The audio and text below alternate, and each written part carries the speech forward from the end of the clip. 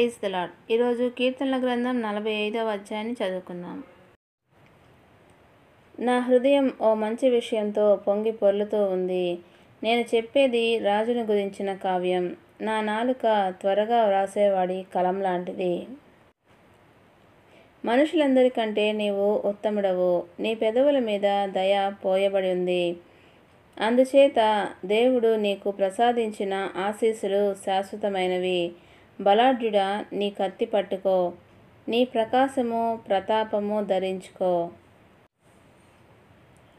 వైభవంతో విజయవంతంగా తరలివెళ్ళు. సత్యం, వినయం, న్యాయం పక్షంగా ముందుకు సాగిపో. నీ కుడి చెయ్యి నీకు భయంకర క్రియలు ప్రదర్శిస్తుంది. దేవా, నీ సింహాసనం శాశ్వతంగా ఉంటుంది. నీ రాజదండం న్యాయదండం. న్యాయం అంటే నీకు ఎంతో ఇష్టం. అన్యాయాన్ని అసహ్యించుకున్నావు. అందుచేత నీ దేవుడు నిన్ను నీ సహచరుల కంటే ఎక్కువగా ఆనంద తైలంతో అభిషేకించాడు. నీవు ధరించిన వస్త్రాలన్నీ బోళం, అగరు, లవంగపట్ట సుగంధంతో గుబాళిస్తున్నాయి.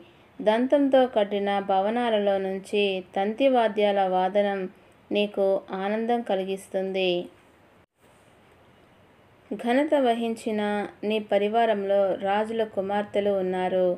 ఓఫీరు దేశం బంగారు ఆభరణాలతో అలంకరించుకొని రాణి నీ కుడి పక్కన నిలబడి ఉంది. కుమారి, విను, శ్రద్ధగా ఈ మాటలు చెవిని వేసుకో.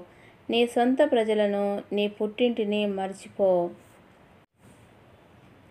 రాజు నీ అందాన్ని కోరుతాడు. ఆయన నీ ప్రభువు. ఆయనకు నమస్కరించు. తూరు కుమారి కానుక తెస్తుంది. ప్రజల్లో ధనికులు నిన్ను పొగడుతారు.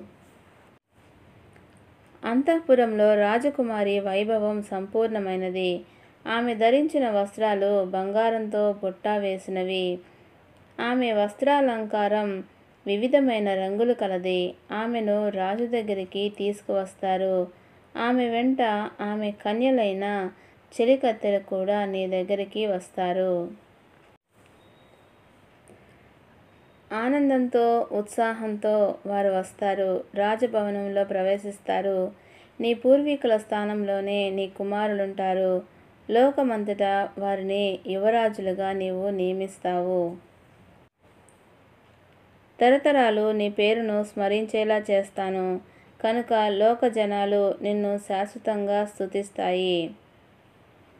దేవుడి పరిశుద్ధ వాక్యమును దీవించునుగాక. ఆమెన్.